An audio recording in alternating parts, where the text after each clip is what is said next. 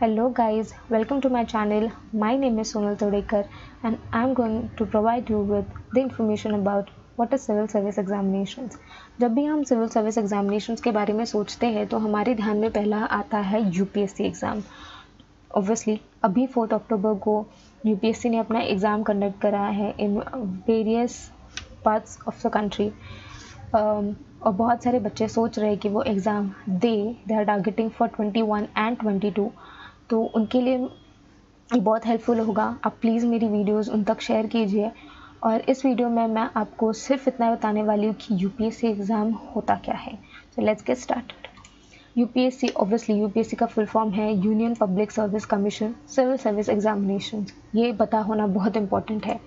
Information UPSC के बारे में मैं आपको थोड़ी बहुत देना चाहती हूँ कि civil service examination is a nationwide competitive exam in India which is conducted by UPSC, ताकि वो सिविल सर्विसेज में बहुत लोगों को रिक्रूट कर सकें. Obviously paper based standardize test होता है, एमसीक्यूज़ होते हैं आपको प्रीलिम्स में, फिर आपको आंसर राइटिंग होती है मेंस में, और फिर आपका इंटरव्यू होता है. ये सब मैं आपको बताऊंगी, but in my next video. It is a test, मतलब आपका ये टेस्ट इसीलिए लिया जाता है ताकि आपकी राइटिंग, इंग्लिश और जीके की जो स्किल्स है वो टेस्ट हो, इसलिए एग्ज़ाम कंडक्ट किया जाता है. ये एग्ज़ाम स्टार्ट हुआ था 1922 में और ये इस साल में सिर्फ एक बार होता है. जो क्वेश्चन पेपर होता है वो हिंदी और इंग्लिश दोनों में होता है. एक साइड में हिंदी लिखा होता है, एक साइड में इंग्लिश लिखा होता है. तो देयर इज़ नो प्रॉब्लम कि कौन से लैंग्वेज में आपको एग्ज़ाम देनी है. And language seriously doesn't matters a lot. अगर आपको एग्ज़ाम देना होता है, आप हिंदी में भी एग्ज़ाम दे सकते हो, आप इंग्लिश में भी एग्ज़ाम दे सकते हो. जो पोस्ट है आफ्टर क्वालिफाइंग द एग्जामिनेशंस, वैसे बहुत सारी है, बट ये 5 मेन पोस्ट है जो जिसके बारे में मैं आपको इस वीडियो में बताना चाहूँगी.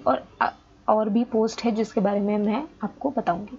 तो पहला है आईएएस, इंडियन एडमिनिस्ट्रेटिव सर्विस, जो बहुत सारे लोग प्रेफर करते हैं कि हमें आईएएस ही बनना है.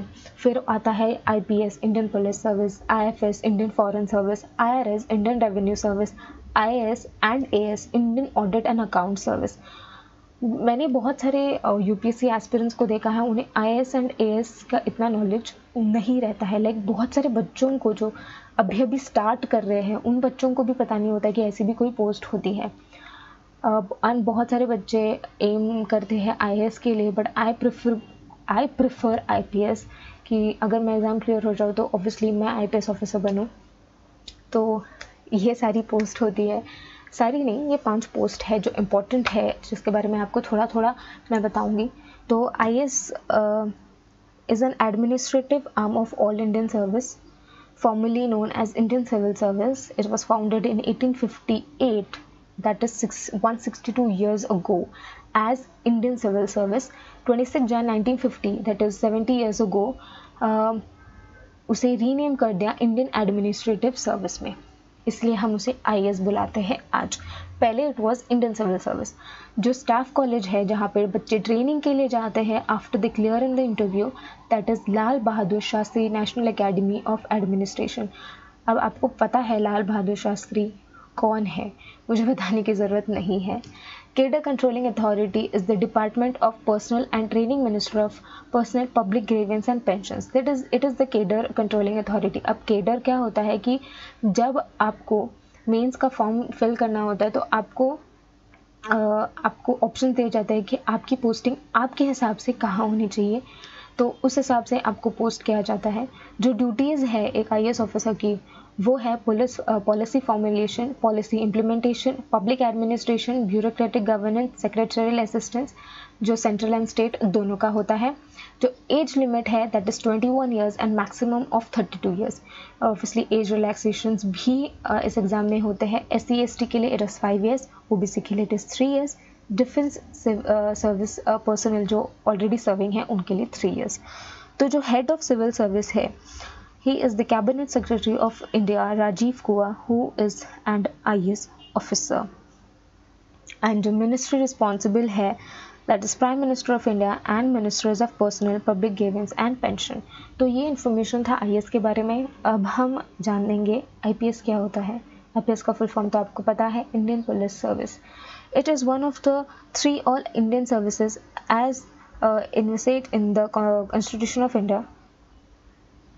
It replaced the Indian Imperial Police in 1948, a year after India became independent from the UK. ये important है आपको याद रखना.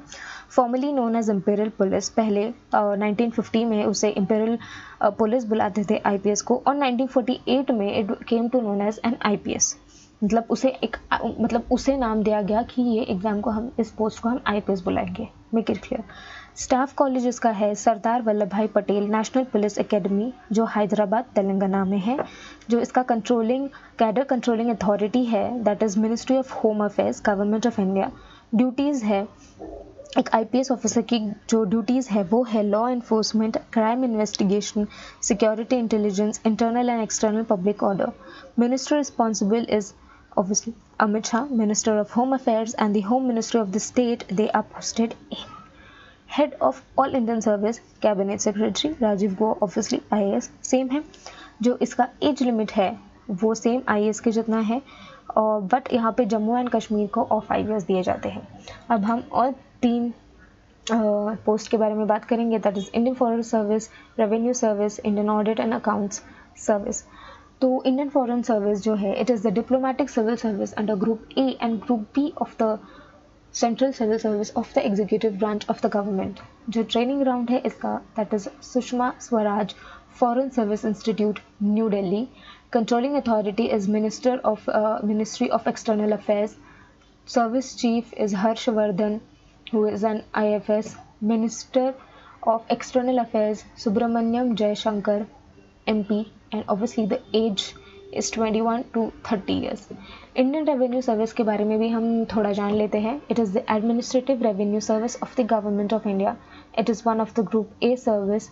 Functions under Ministry of Finance. It is concerned with the collection and management of the various direct and indirect taxes, the same to the union government. The minimum age limit is 21 years.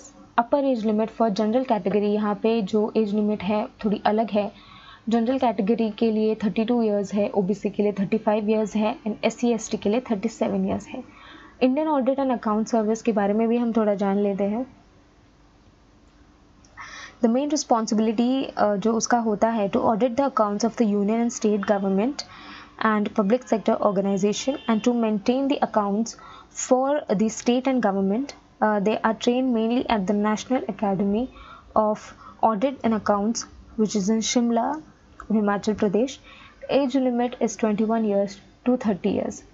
और ये सारी जो post है, ये तो मैंने आपको 5 post बताई, और पोस्ट है तो अदर पोस्ट इन UPSC CSE एग्ज़ाम्स. तो सेंट्रल सर्विस ग्रुप A में इतनी सारी पोस्ट है, आप देख सकते हैं. Indian civil account service, Indian corporate law service, Indian defence account service, Indian defence state service, Indian information service, Indian ordnance factory service, Indian postal service, Indian P&T accounts and finance service, Indian railways account service, Indian Railways Personal Service, Indian Railways Protection Force Service, Indian Railways Traffic Service, Indian Revenue Service, Indian Trade Service. ये group A के services है. Group B के services are armed forces headquarters civil services, Delhi Andaman and Nicobar island civil services, Pondicherry civil services and Pondicherry police services. तो ये सारे जो post है ये भी इंक्लूडेड है UPSC CSE एग्ज़ाम्स में. और भी कई एग्ज़ाम्स UPSC कंडक्ट कराती है, जैसे CRPF है, CAPF है, उनके बारे में भी मैं आपको बताऊंगी, which are also a great post अगर आप UPSC क्लियर करते हो. लाइक अगर आप UPSC की इनमें एग्जाम्स देते हैं, इनके लिए अलग फॉर्म्स होते हैं. CRPF CAPF के लिए अलग फॉर्म्स होते हैं, वो आपको फिल करने पड़ते हैं. तो वो भी अगर आप एग्ज़ाम्स देते हो तो वो भी आपके लिए बहुत अच्छी हो जाएंगी. CAPF is obviously central arm police force. तो वो अगर आप एग्ज़ाम देते हो तो obviously will be posted to a very good post. लेकिन उसकी एज लिमिट सिर्फ 25 years होती है. तो अगर आपको उसके लिए तैयारी करनी है तो आपका सिलेबस सेम है. ऑब्वियसली जो UPSC का सिलेबस है वही CAPF का सिलेबस है, और आप एग्ज़ाम्स दे सकते हो, but only till the age of 25. उसकी एज लिमिट सिर्फ 25 है. तो this is the video, this is the information in my video which I was going to share with you.